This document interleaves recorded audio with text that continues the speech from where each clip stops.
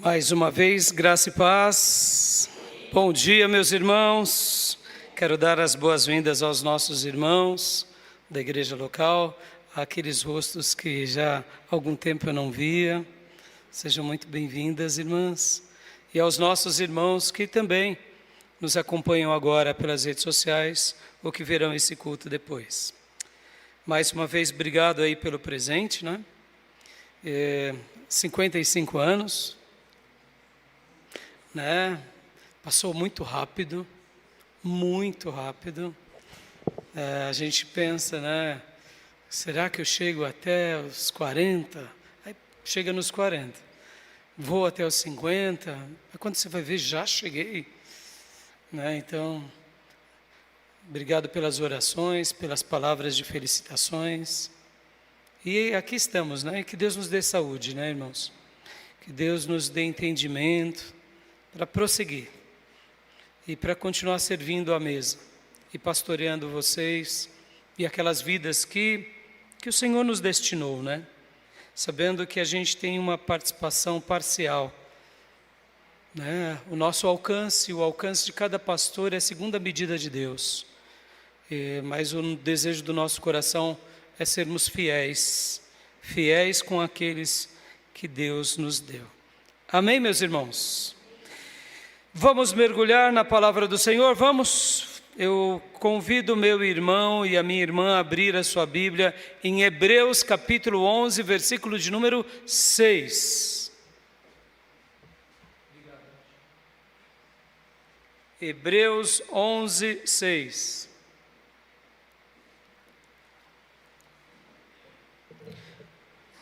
Na mensagem de hoje quero falar com vocês também seguindo um pouco da linha de raciocínio da última mensagem. Porque na última mensagem eu falei muito aos meus irmãos e irmãs sobre a vida natural e a vida sobrenatural.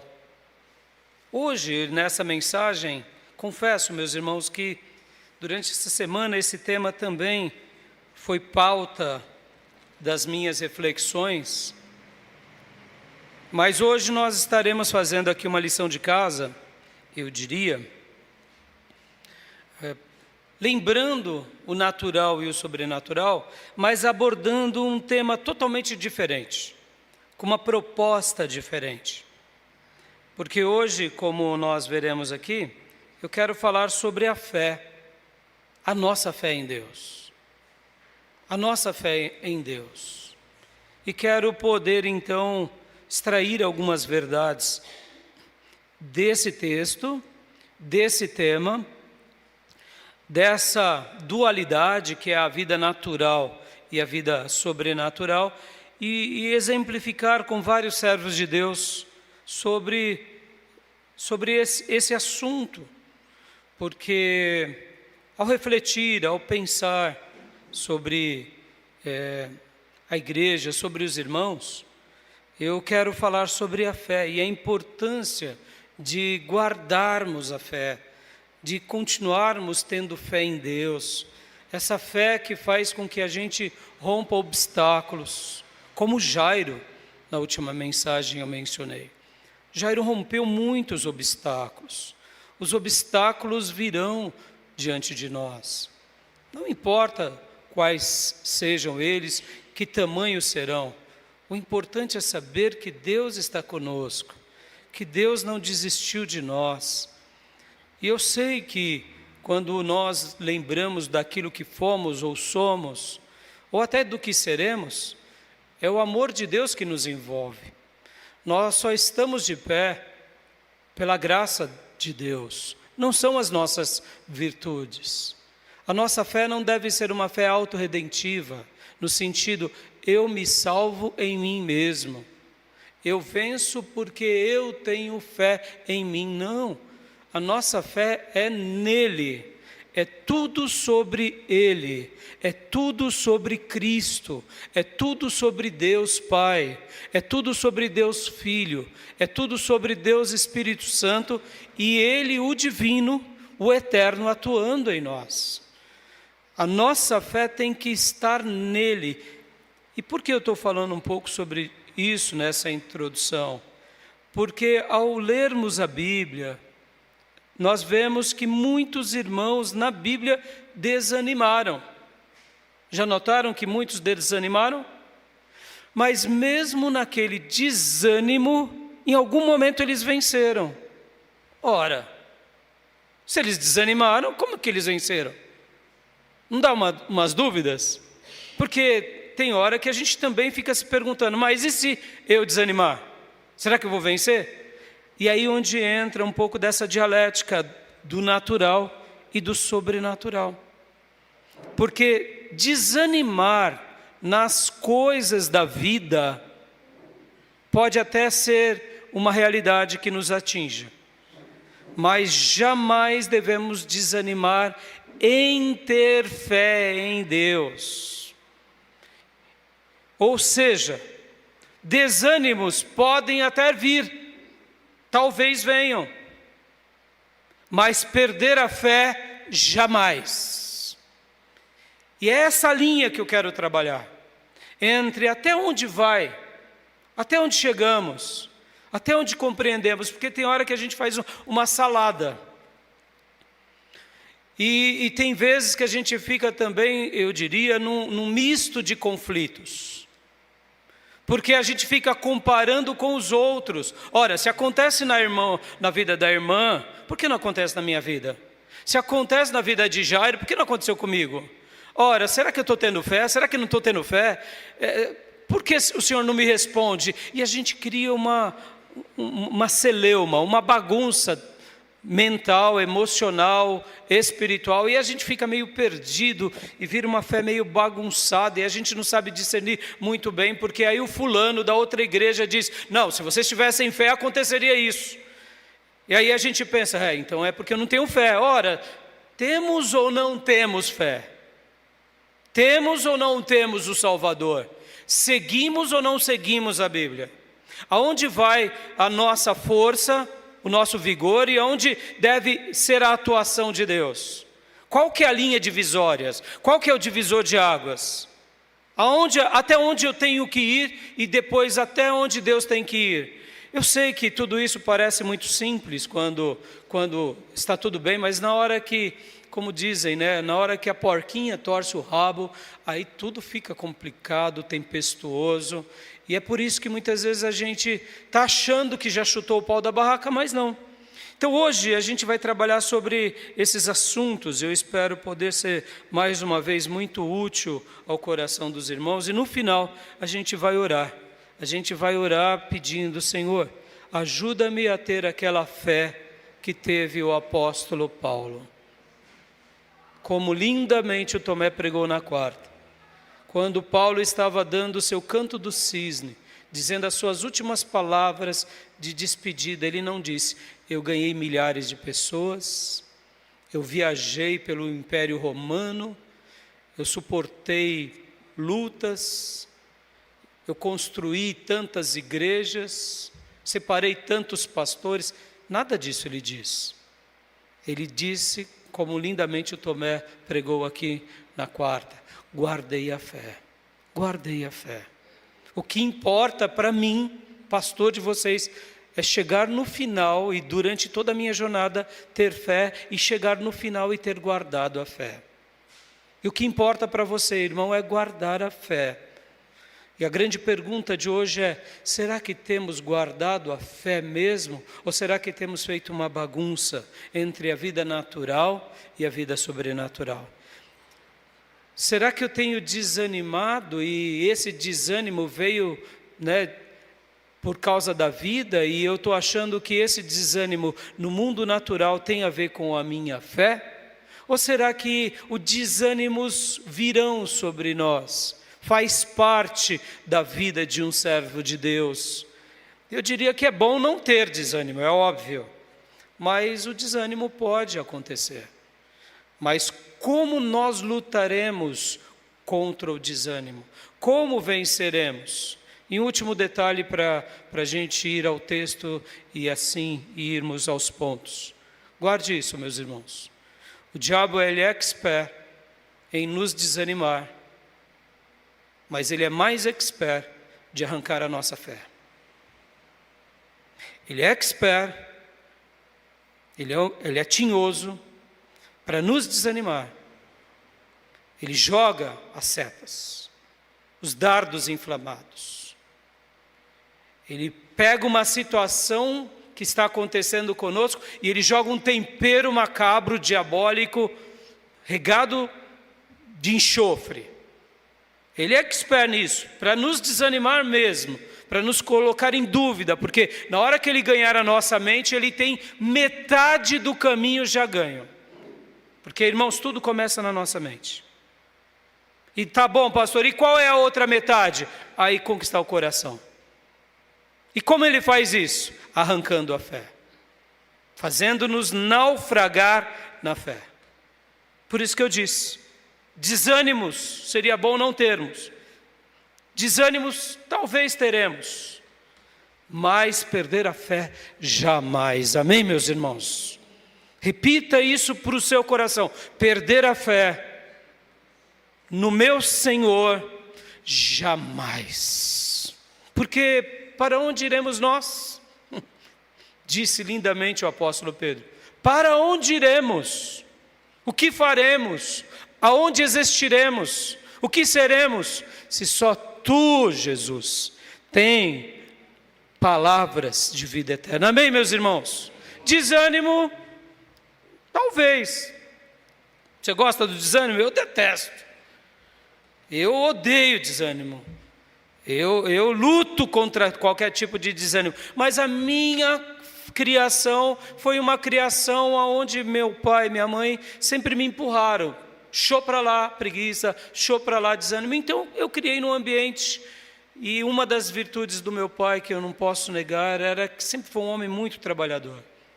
Muito trabalhador. Aliás, até desmedido, sabe aquela pessoa que faz além da medida?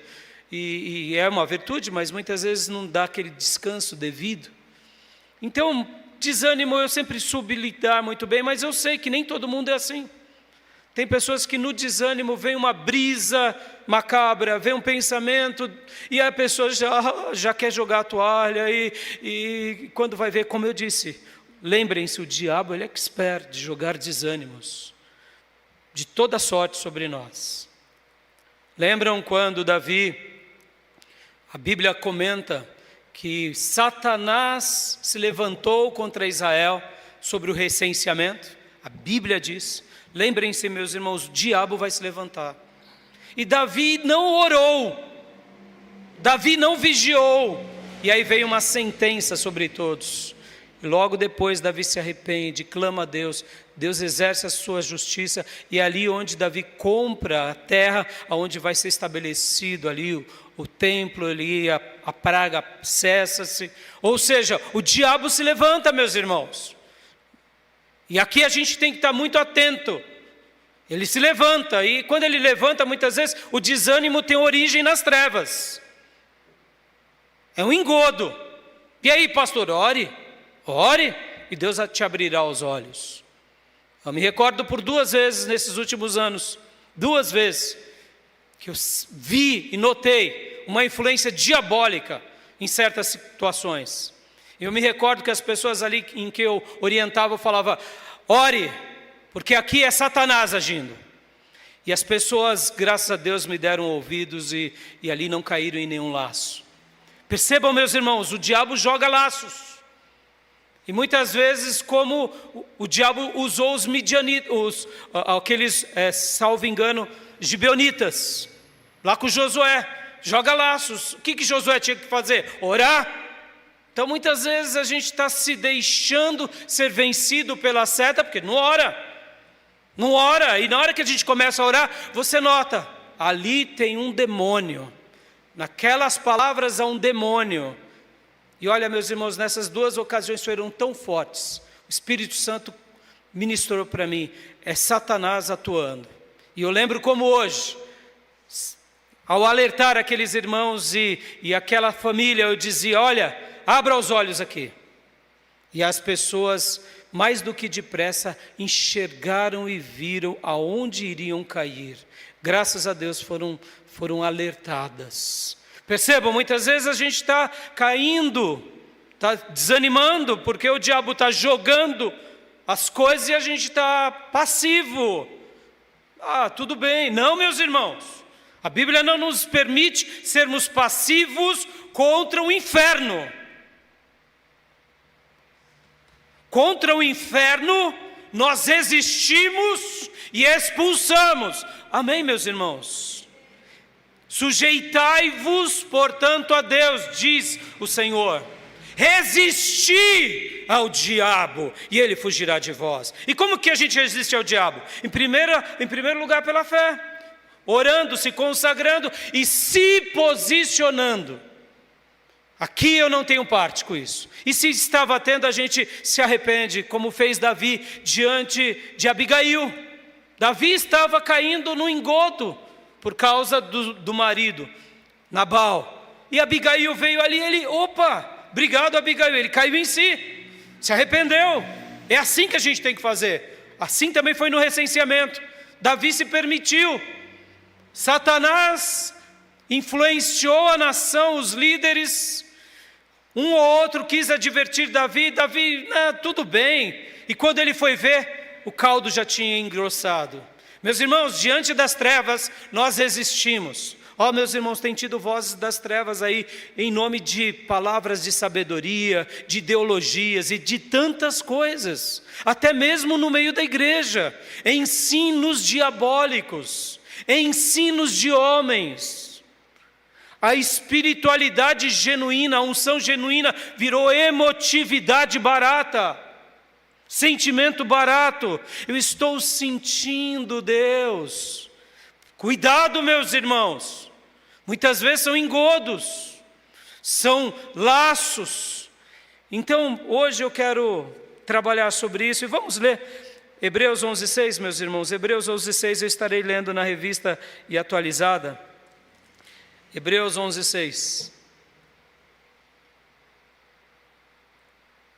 Algumas versões começam dizendo ora, vírgula. E aqui na revista atualizada diz: de fato, sem fé é impossível agradar a Deus. Aleluia, até aqui. Sem fé é impossível agradar a Deus. Amém, meus irmãos? Precisamos de fé, necessitamos de fé. O texto conclui dizendo: portanto, é necessário que aqueles que se aproximam de Deus creia que Ele existe, que se torne galardoador dos que o buscam. Mas eu gostaria que você se fixasse no primeiro ponto. No primeiro ponto. Ora, ou de fato, é um fato, é uma verdade. Sem fé é impossível agradar a Deus. Lembra que eu falei sobre o mundo natural e o mundo sobrenatural?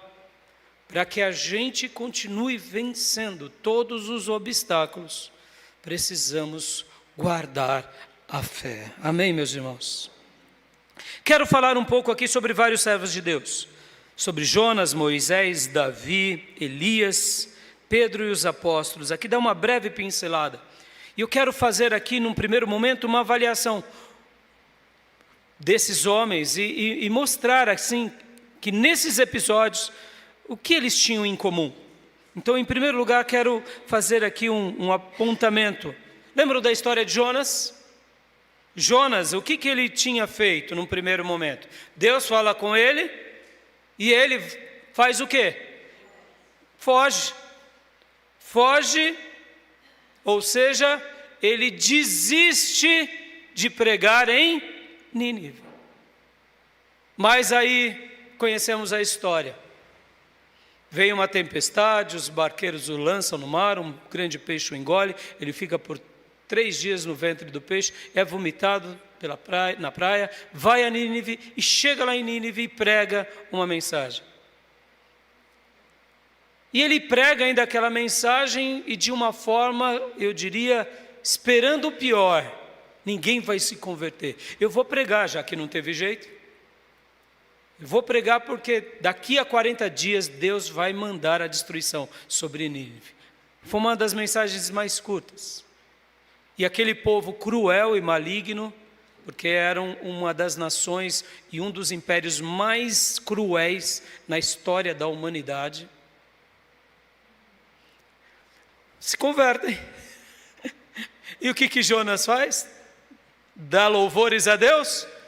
Fica bravo, porque Deus salvou os ninivitas. Percebam que a história de Jonas é uma história de alguém que desiste. Ele desiste de pregar num primeiro momento e desiste da graça de Deus sobre os outros num segundo momento, não é?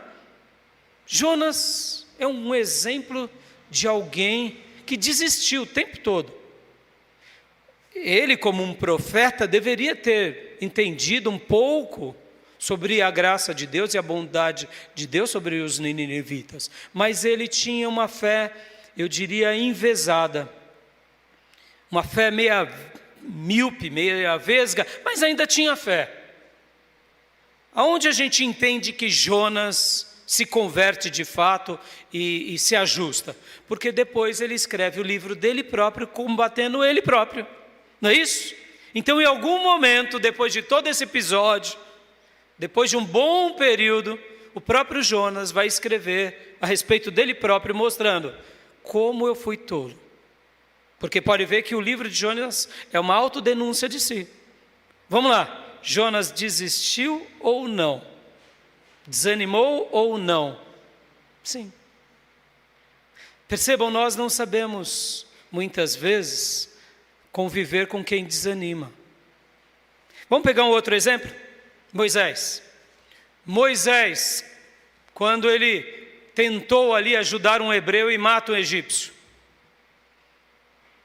O que acontece logo depois? Ele foge para Midian. E lá fica durante quantos anos? 40 longos anos. Ele tentou salvar os seus irmãos, mas ele viu que na força do braço dele, ele naufragou. E agora ele foge para sobreviver, e ele desiste de querer ajudar. Então Moisés, num primeiro momento, desistiu ou não? Sim, porque quando ele lutou pela força do braço dele, ele naufragou.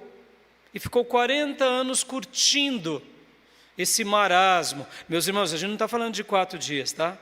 E nem de um final de semana ensolarado. Nós estamos falando de 40 anos no deserto de Midian. Ele sentia que Deus tinha algo com ele, mas agora, tentar de novo, pela força do nosso braço, ele ficou ali curtindo o seu desânimo e o momento em que Deus reescrevesse a história. E a gente conhece a história. Um dado dia, ou uma tarde, ou quem sabe uma noite,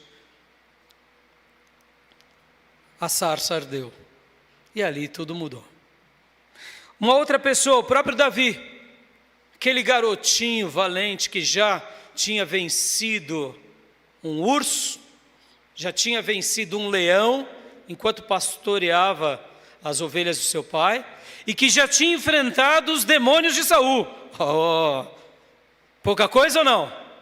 Saul ficava lá possuído, e ele ia lá tocar o seu instrumento, e o demônio, batia em retirada. Posso ouvir glórias a Deus, meus irmãos? Davi era diferente ou não? Davi era diferente. Ele já tinha vencido um leão, meus irmãos. Já tinha vencido um urso para salvar as ovelhas. E agora enfrenta os demônios do rei da nação. Na força do Senhor. Ele sabia que era na força do Senhor. Mas vamos lá. Que currículo é esse, hein, meus irmãos? É pouco? É pequeno? Seus irmãos eram soldados de elite lá do rei Saul. Mas ninguém tinha no currículo que venceu um leão ou venceu, um urso. E ele tinha no currículo dele. E agora ele estava enfrentando os demônios de Saul e vendo eles saírem de Saul apenas enquanto ele adorava a Deus. Perceba, meus irmãos, era um menino diferente, era um garoto diferente, era um jovem diferente. Mas e aí, as coisas continuam assim para Davi? Não. Tem um momento que ele foge também depois que ele tem ali o seu prestígio já se tornando até genro de Saul, Mical o ajuda e ele foge de Saul. Jonathan ajuda e ele foge. E ele foge para onde? Para os lugares mais horrorosos.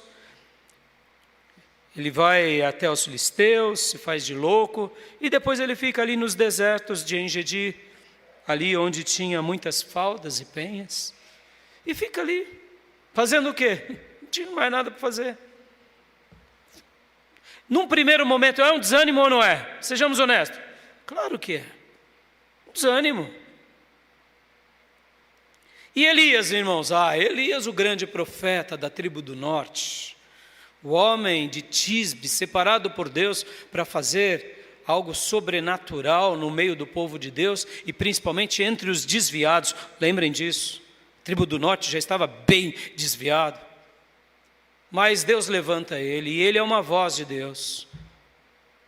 Fogo desce do céu, lambe o sacrifício, os profetas de Baal são destruídos e agora ele foge de quem?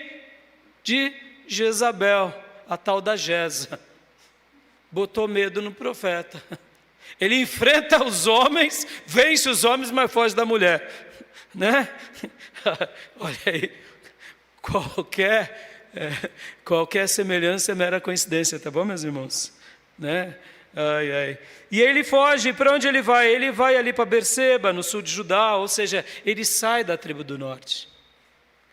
Ele ficava ali no Monte Carmelo, ali onde seria Samaria, aquela região, né, uma região onde os profetas se estabeleciam. Ele vai para Berseba, o sul de Judá, e depois ele ora pedindo a morte. Ó Senhor, me recolhe. É desânimo ou não?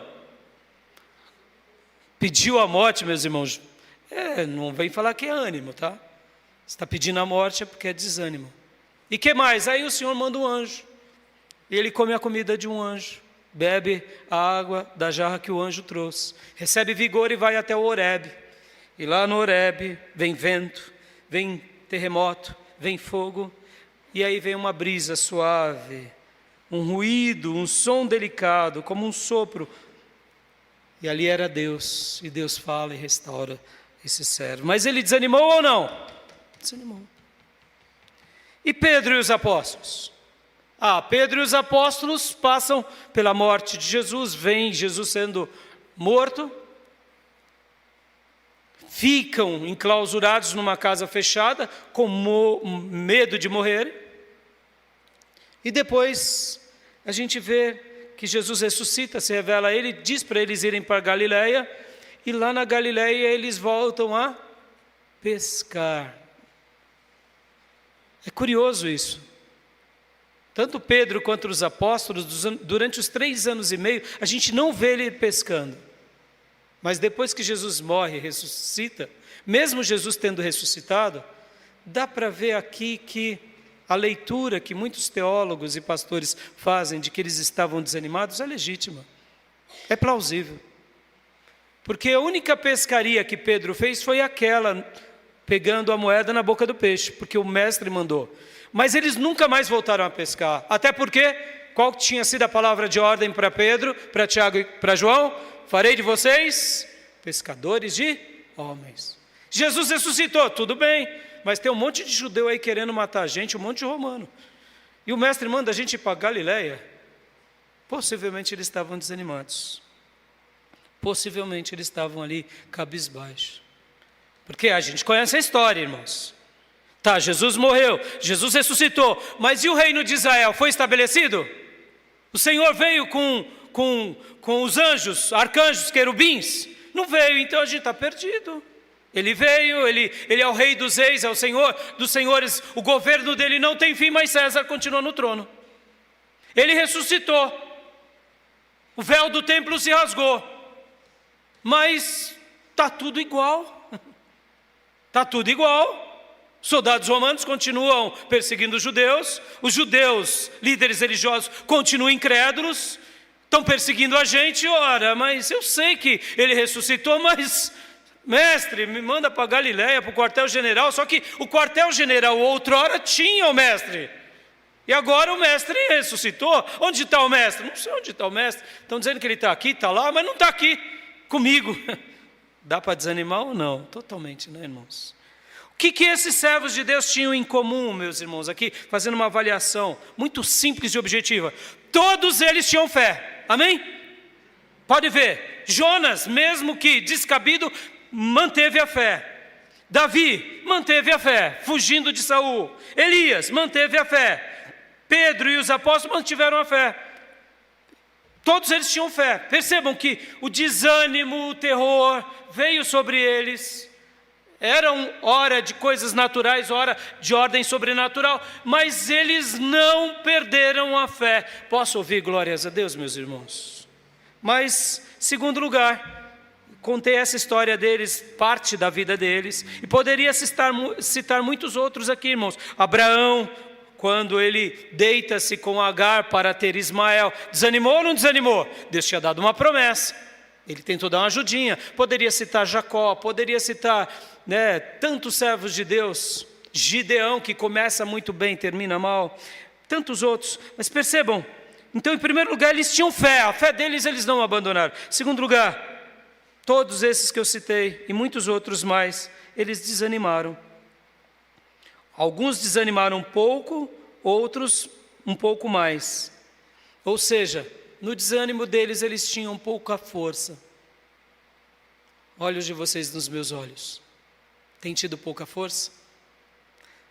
O desânimo está batendo aí? Tudo bem, seria bom que não tivesse. Mas saiba de uma coisa, Deus vai te ajudar.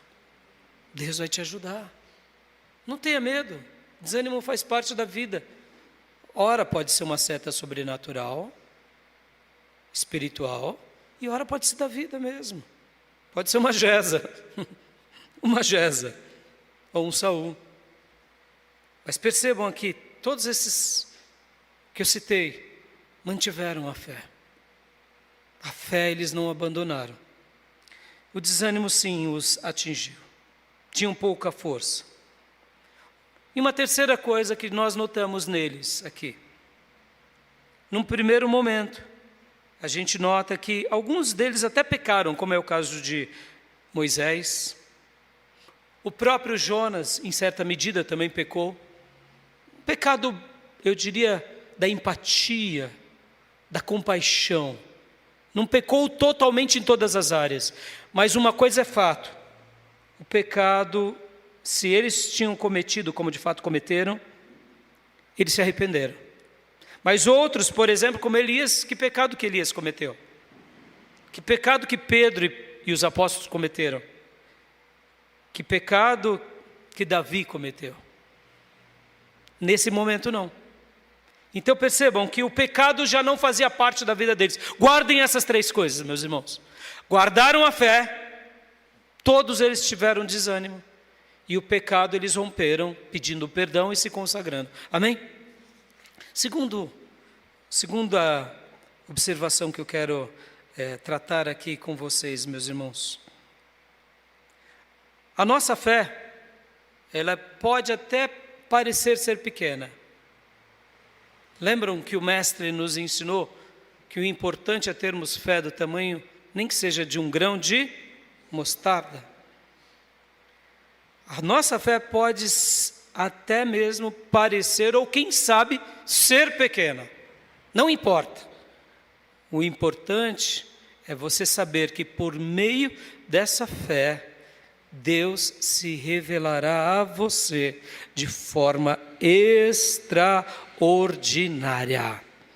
Os céus se abrirão, o milagre acontecerá e você verá a atuação de Deus sobre a tua vida. A tese que eu quero hoje defender aqui conosco é que o desânimo pode até ser possível, pode até acontecer, pode até nos atingir, pelas formas mais variadas e pelos motivos mais legítimos ou ilegítimos. Eu não estou querendo defender aqui, viva o desânimo, não. Estou querendo dizer o seguinte, lute contra ele. Ele pode te atingir. Não decrete que chegou ao fim. Lembra? O mundo natural é assim, somos limitados. A falência, ela foi decretada, a recuperação judicial. O emprego foi perdido, o luto chegou, o problema aconteceu. Pessoas saudáveis têm reações de tristeza, de luto, de choro. É assim. Uma pessoa que não é saudável age de outra forma. Ela tenta negar a realidade. Mas, como eu disse, o desânimo pode até ser possível, ou pode até acontecer. Mas negar a fé, negar a nossa fé em Cristo, em Deus, jamais devemos aceitar. Isso nunca podemos admitir. Mesmo que tenhamos uma fé do tamanho de um grão de mostarda, que é a menor das hortaliças. E aqui me permita fazer uma comparação aqui, enquanto eu fazia a minha lição de casa, me veio uma ideia. Eu sei que ela é bem simples, infantil, mas eu acho que ela vai ser útil hoje. Então me permita. Mesmo que a nossa fé seja do tamanho de um grão de mostarda, ou, quem sabe, uma fé do tamanho de uma pulga. Que é esse inseto. Que ele tem o seu propósito na natureza, me permita os biólogos, tá? Mas na maioria da nossa vida é um inseto insignificante e horroroso. Mas percebam que se a nossa fé for do tamanho de uma pulga, e percebam que esse inseto, irmãos, é admirável. Vamos parar aqui por um momento e avaliar. Eu estou usando a fé como um grão de mostarda, porque o grão de mostarda não faz parte da nossa vida, faz? Não. O grão de mostarda nos lembra muito um alpiste, é menor que um alpiste, ou quem sabe a chia, você que é um natureba aí, né? Eu também gosto dessa linha, viu, irmãos? Inclusive, acabou a nossa chia, a gente tem que comprar, né, amor? Então, a chia é o que representa, é uma chia. Parece inútil, né? Como pode uma semente tão pequena ser útil para alguma coisa? Opa, claro que é muito. Mas vamos lá, a pulga, meus irmãos. A nossa fé pode ser do tamanho de uma pulga. Vem cá, esse inseto vivo pula, corre e perturba os adversários. É assim ou não é? Ele corre rápido entre os pelos ou cabelos.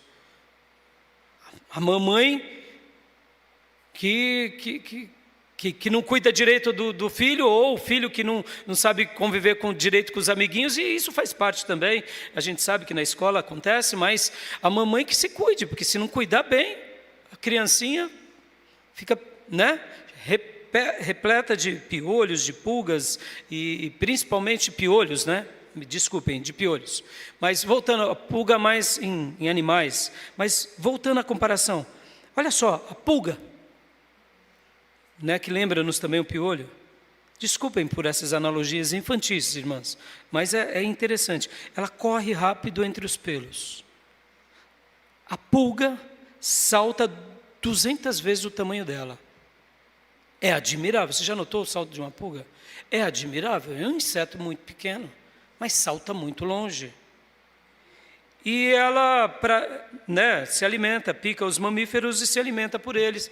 É um parasita indesejável, horripilante, incômodo, tem o seu propósito na natureza, mas perceba, vamos lá, meus irmãos, a sua fé pode ser do tamanho de uma pulga, mas Deus vai te fazer correr rápido, aonde você não imagina. Você vai saltar por lugares incomparáveis, porque foi isso que aconteceu com os nossos irmãos do passado. E você vai causar um incômodo no adversário da sua vida, que é as trevas. Eu sei que é uma analogia um pouco estranha, mas me permita, tá? Jesus também disse que ele viria como ladrão, tá bom? É ou não é? Ele se compara a um ladrão, então me permita fazer a minha comparação da fé, tá bom? E por que eu estou falando isso, irmãos? E na minha lição de casa, vamos lá. 1 Samuel 24:14. Abra comigo, 1 Samuel 24:14. Olha que legal. 1 Samuel 24:14. Esse texto aqui, porque a Bíblia vai falar de pulgas apenas em 2 ocasiões. E é Davi citando, 24:14, quando ele está ali falando com Saul. Olha só o que diz: após quem saiu o rei de Israel, a quem persegue um cão morto, a uma pulga Davi se compara a uma pulga. Davi se compara a uma pulga, um cão morto. Ele fala: rei, o senhor está perseguindo quem? Um cão morto, é cão, mas está morto. Ou seja, Davi tinha decretado o seu limite. Eu sei, rei, que aqui no mundo natural eu não posso. A única coisa que eu posso aqui é fugir do senhor. É um cão morto, não morde mais. Não é nem um cão banguelo, é morto. Porque o cão banguelo ainda late da sua medida. É morto, esse cão é morto. Aí ele diz: não, uma pulga, porque ele via, o que eu sou diante de Saul, diante desses 3.000 soldados que me perseguem, soldados de elite, sou uma pulga. Mas vem cá, essa pulga estava viva? Tinha fé? Tinha fé, aleluias. Ele guardou a fé, Davi. E outro texto também, em 1 Samuel 26, 20. Olha só o que diz, 1 Samuel 26, 20. Agora, pois, não se derrame o meu sangue longe desta terra do Senhor, pois saiu o rei de Israel em busca de uma pulga, como quem persegue uma perdiz nos montes. Mais uma vez, as únicas 2 vezes que a Bíblia fala sobre pulga, Davi se compara a ela. Interessante, né? Agora também, além do cão, ele fala como uma perdiz. Ou seja, uma ave que é caçada, que é presa. Guarde isso, meus irmãos. Nem todos que desanimam perdem a fé. Guarde isso. Nem todos que desanimam perdem a fé. E nem todos que perseveram o fazem pela fé. Opa! Fulano de tal está perseverando, também não quer dizer que ele tem fé. Aqui, nesse episódio de Saul e de Davi, a gente vê esse dilema. Porque quem estava perseguindo Davi e perseverando na perseguição, não tinha verdadeira fé. Podem ver que Saul persegue na força do seu braço. Cuidado aqui, meus irmãos. Podem ver que, olha como nós fazemos as comparações, né? Fulano persiste. Tudo bem. É melhor persistir do que desanimar.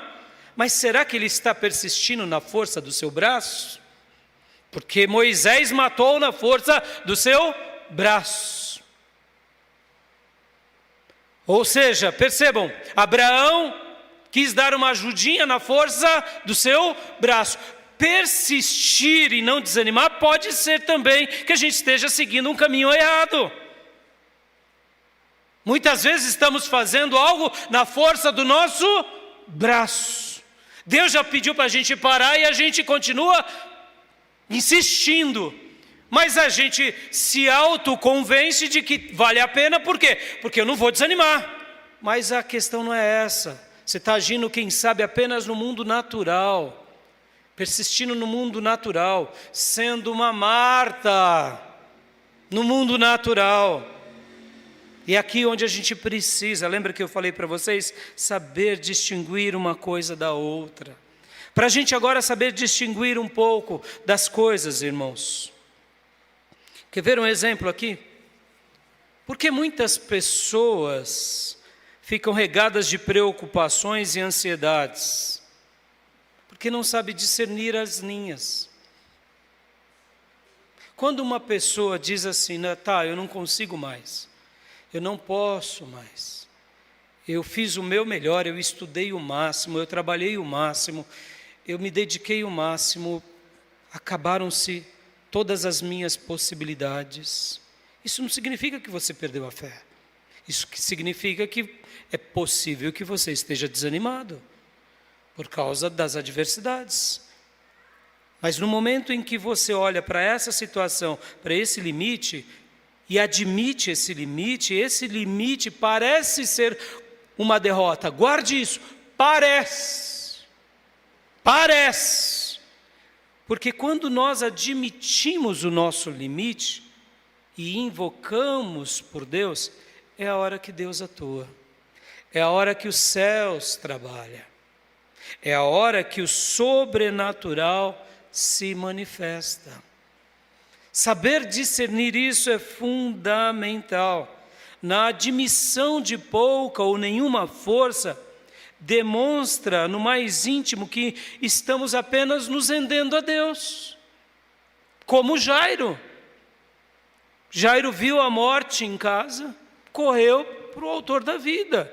Veio a mensagem, não incomode mais o mestre, ela morreu. Ele continuou olhando para o autor da vida. O desânimo pode ser, quem sabe, um lugar onde Deus vai revelar a glória dele na sua vida. Nessa admissão de pouca força ou nenhuma força, será o campo de atuação do divino. Aprendemos e desejamos ver o agir de Deus em nós e sobre nós, e quem sabe sobre as nossas áreas, em momentos assim. E nesses momentos é onde Deus é mais glorificado, porque nós saímos de cena e entra o agir de Deus, o sobrenatural de Deus. Nós criamos, nessa hora da impossibilidade, uma expectativa divina. Senhor, trabalhe aqui, trabalhe nessa área, trabalhe nesse campo. E por que muitas vezes a gente fica muito preocupado e ansioso? Porque, meus irmãos, a gente quer resolver ou por nós ou antecipadamente. A gente quer que o sobrenatural atue agora do nosso jeito. E já que não está acontecendo, eu preciso fazer algo. E aí onde entra aquilo, e o termo, e a palavra é ocupado antes da hora. E a gente fica pesado e sobrecarregado. Porque aí a nossa força de fato escorrega pelos dedos da mão. Percebam, meus irmãos, somos de uma geração ansiosa, de uma geração preocupada. Olhem para mim, filhos, a gente precisa descansar em Deus. Precisamos trabalhar o máximo que podemos, mas precisamos aprender a descansar em Deus.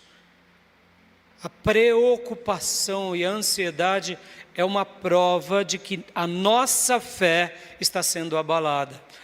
Pastor, mas e se eu estou desanimado, como que eu não vou me abalar? Aí onde entra o limite, onde entra o divisor de águas que eu venho falando, aonde entra a separação entre uma coisa e outra. O fato de saber que estamos aflitos, desanimados, isso faz parte da vida. Mas aí a pergunta que não se cala é essa: como que vai a nossa fé? Temos tido fé em Deus? Temos aquela santa expectativa, Deus vai agir nessa área. Aqui onde as linhas se cruzam, aqui é o grande cruzamento da nossa vida entre a espiritualidade e a vida normal. Usando Jairo mais uma vez. Jairo foi atrás de Jesus, Jairo permaneceu, Jairo creu na palavra de Jesus. Não temas, crê somente. Ele ficou. Quando Jesus disse expulse todos da casa, ele expulsou ali também, deu a voz de comando do mestre. E quem podia ressuscitar a menina? Jesus. Mas olha, o texto de Jairo é lindo. Quando ela ressuscita, agora vem Jesus e diz: Jairo, pai, mãe, dê à menina de 12 anos o que de comer. Olha só que coisa simples da vida. Olha como o texto bíblico é rico, meu irmão. A gente faz muita atropelada bíblica porque a gente conhece o texto bíblico. Quem é que dá de comer para a criança, enquanto ainda é criança? É Jesus? É o Pai? É o Espírito Santo? É o papai e a mamãe. Jesus ressuscitou a menina. Jesus não podia dar agora um lanchinho para a menina? Não podia fazer uma multiplicação ali do pão, do peixe que estava na casa de Jairo? Não, meus irmãos, é uma coisa por vez. Perceba, se a gente, na nossa ânsia, não, Jesus, se o Senhor já ressuscitou ela, dá um lanchinho também, Jesus. Transforma a água aqui em vinho, né? Barba, cabelo, bigode, unha, faz tudo, Jesus. A gente não é assim, meus irmãos. A gente não se contenta. Quando Deus faz algo, é só isso, Jesus. Ó, meus irmãos, o só isso, Jesus, pode ser a resposta para a tua vida. É só isso para hoje. Só isso para amanhã. e a glória dele vai sendo revelada, e a gente vai descansando, porque, como eu mencionei, meus irmãos, a gente muitas vezes acaba se atropelando conosco mesmos, querendo que Deus se revele na sarça para Moisés no primeiro ano de Moisés. A gente é assim ou não é? Vamos lá, se você fosse o Senhor na história, você ia permitir com que Moisés ficasse 40 anos? Lá no deserto de Midian, o príncipe que cresceu num palácio, agora desaprender o que aprendeu? Mas Deus tem um tempo certo. Moisés teve que desaprender para ser usado. Qualquer coincidência é mera semelhança na nossa vida. Amém, meus irmãos? Quantas são as vezes que a gente está morrendo, que a gente confunde os desânimos da vida natural com os desânimos espirituais, ou se permite perder a fé. Agora, sabe qual é a única área do desânimo que ele não pode bater na nossa vida? A única área é o desânimo da fé, no sentido mais puro e simples da expressão. Eu não posso jamais negociar o desânimo da minha fé. Jamais. Na vida eu posso até me permitir, por causa de uma dor, não entender os mistérios de Deus. Porque é assim, irmãos. Percebam o quanto hoje as igrejas têm dado soluções baratas. Se você vier para cá, se você fizer 7 dias de campanha, irmão, fuja dessas crendices. Isso daí não resolve. Isso não resolve. Uma mensagem triunfalista, uma fé de modismos, fé humanistas, positivistas. Já notaram? Não, eu tenho que repetir 1000 vezes aquela frase, aquele versículo, porque tudo posso naquele que me fortalece, porque quanto mais eu repetir, irmão, vira uma magia. Magia não combina com o Deus eterno.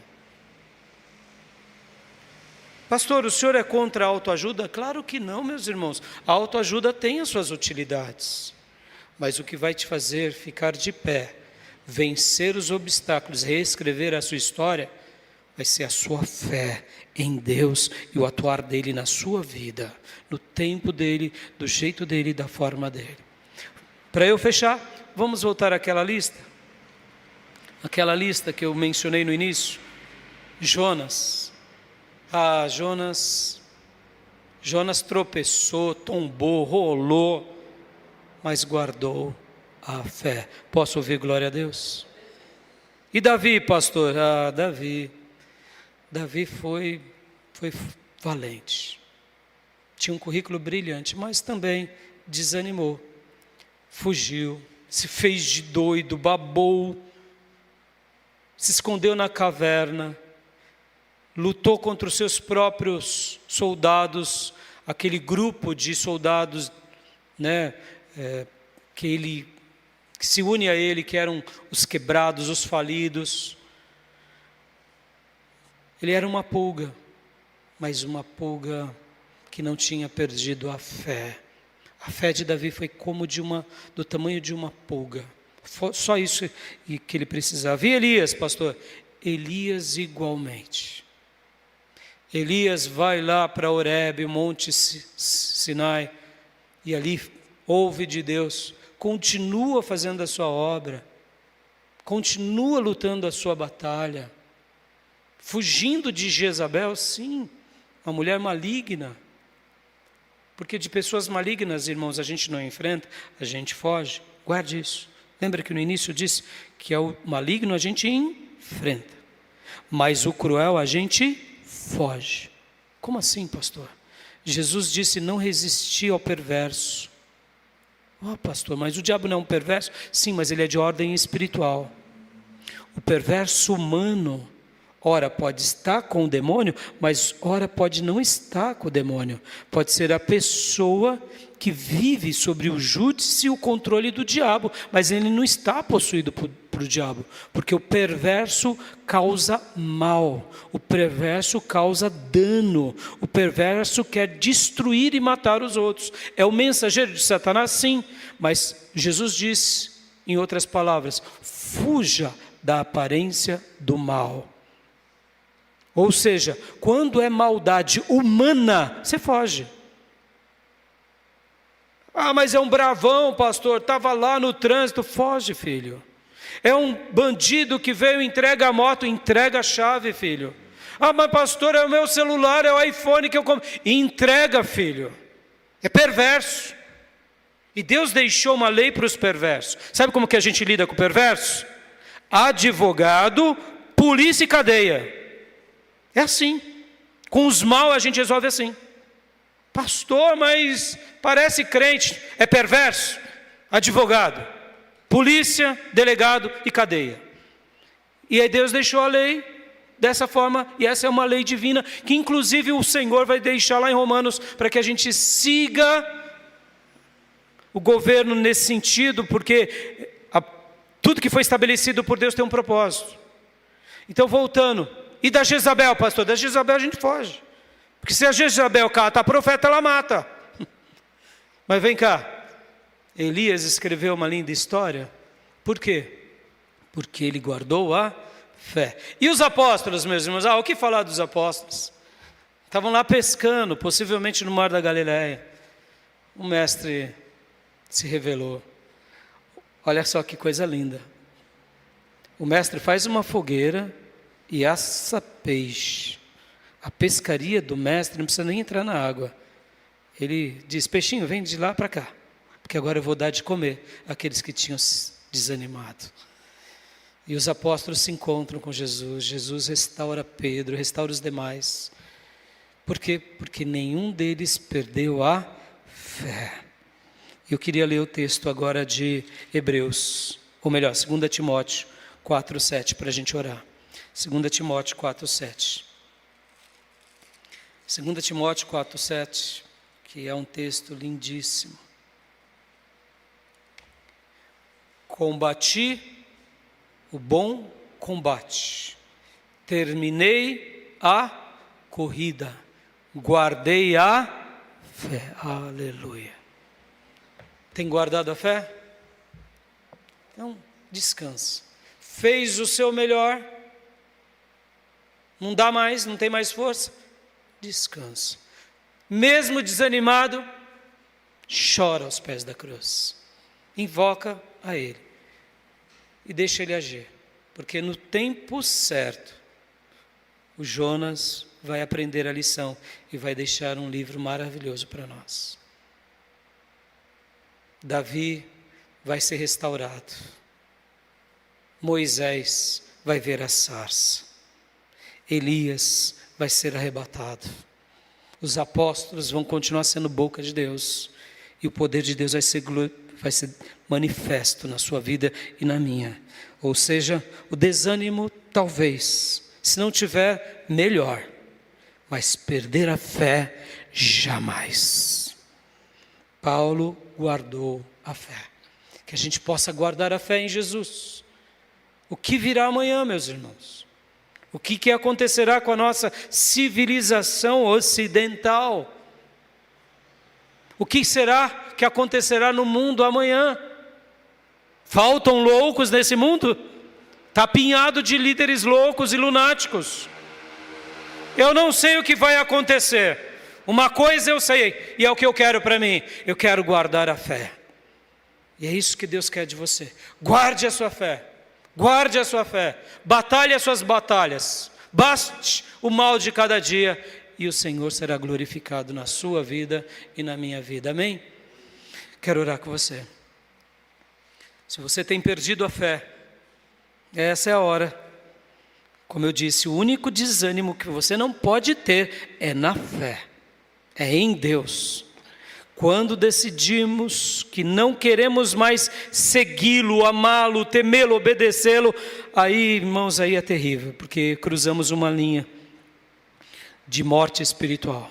Mas se não cruzarmos essa linha espiritual e o desânimo atingir apenas a nossa vida aqui, saiba disso, não tem nenhum problema.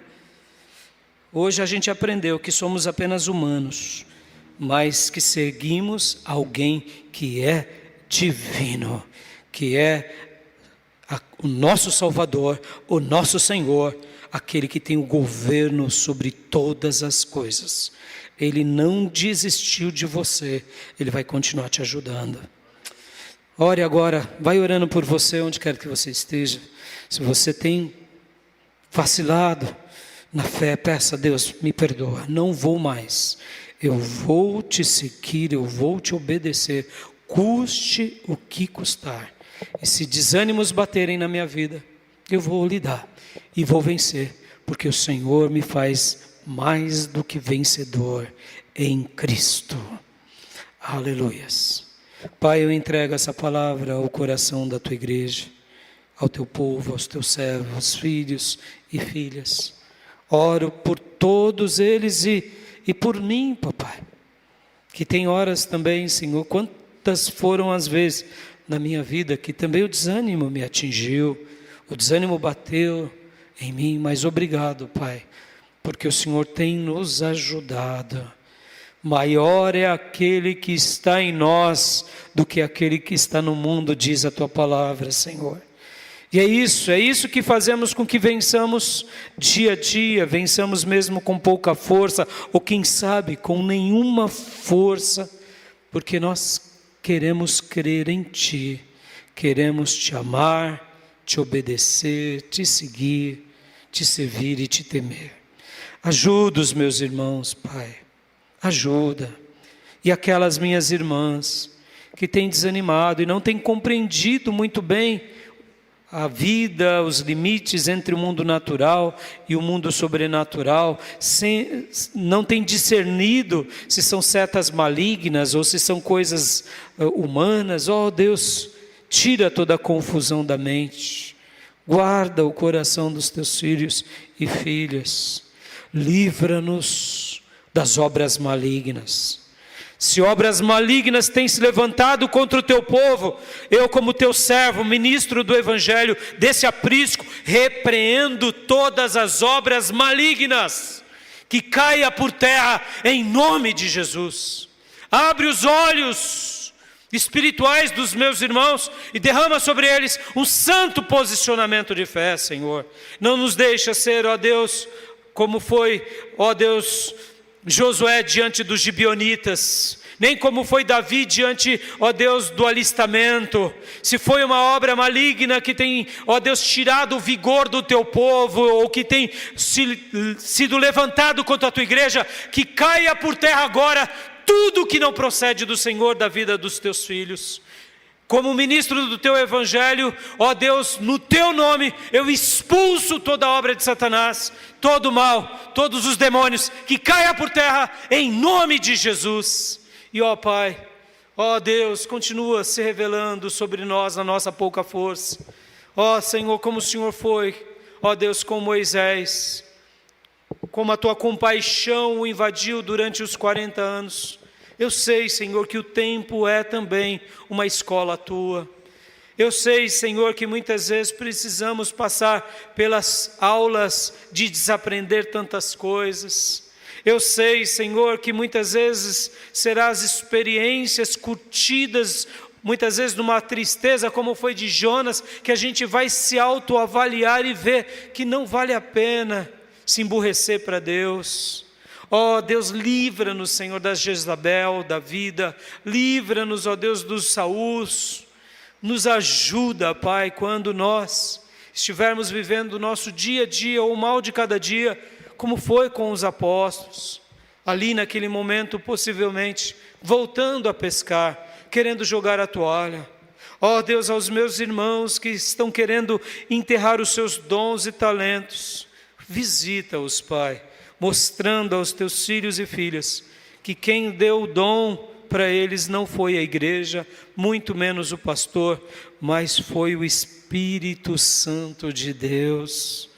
E que o Senhor espera de nós apenas que guardemos a fé. Guardemos a fé de hoje, a fé dia a dia, para vencer cada dia, porque, ó Deus, o justo viverá pela fé. E sem fé é impossível agradar a Deus. Queremos te agradar, somente isso. É assim que eu oro e peço pela tua igreja, pelo teu povo, em nome de Jesus. Amém. Amém? Na sexta-feira, enquanto eu descia do meu escritório, no final do dia, já eram umas 8 horas da noite, fiquei pensando, o que eu gostaria de presente do Senhor? E ali nasceu um pedido no meu coração. Eu disse para Deus: Senhor, eu só quero ser um adorador. Um adorador. Algo tão singelo, não é? Tão simples. Mas sabe o que representa alguém que adora? É alguém que tem fé no meio da tribulação. Porque podem ver, meus irmãos, quem murmura é quem não crê mais. Porque o que é a murmuração, senão uma declaração de ingratidão? É uma declaração de que Deus não está trabalhando mais. É uma declaração de que Deus não pode agir mais. Por isso eu murmuro. E quem adora é o oposto. Quem adora é aquele que diz: Deus vai trabalhar. Deus vai trabalhar. Eu não estou vendo solução, eu não estou vendo forma, mas Ele vai trabalhar. Por quê? Porque Ele não se esqueceu de mim. E enquanto eu descia as escadas e fiquei pensando, olhando para os céus, eu gosto sempre de terminar meu dia dizendo algumas palavras para o meu rei. E eu dizia: Senhor, eu só quero ser um adorador. E sabe o que mais me fascina nessa passagem? Porque um adorador é uma pessoa que guarda a fé em meio a tudo. E olha só, qual é o grande presente do adorador? Sabe qual é? O Senhor o encontra. Não foi isso que Jesus disse para a mulher samaritana? Foi isso? Porque o Senhor procura o quê? Adoradores. Então, quando somos um adorador, Ele nos encontra. Que você seja encontrado por Deus. Que a sua fé rompa os obstáculos, os desânimos, e que o Senhor te encontre. E quando Ele se encontrar comigo e contigo, Ele vai fazer maravilhas. Amém? Quero dar a bênção apostólica. Que a graça do Senhor Jesus, que o amor de Deus Pai e as santas e eternas consolações do Espírito Santo de Deus estejam com todos vocês, agora e para sempre. Amém. Deus te abençoe, meus irmãos. Um domingo de vitória, uma semana de vitória. Podem se abraçar. Aos nossos irmãos que nos acompanham nas redes sociais, receba o nosso abraço. Uma semana de vitória. Deus abençoe a todos, em nome de Jesus. Está encerrado o nosso culto.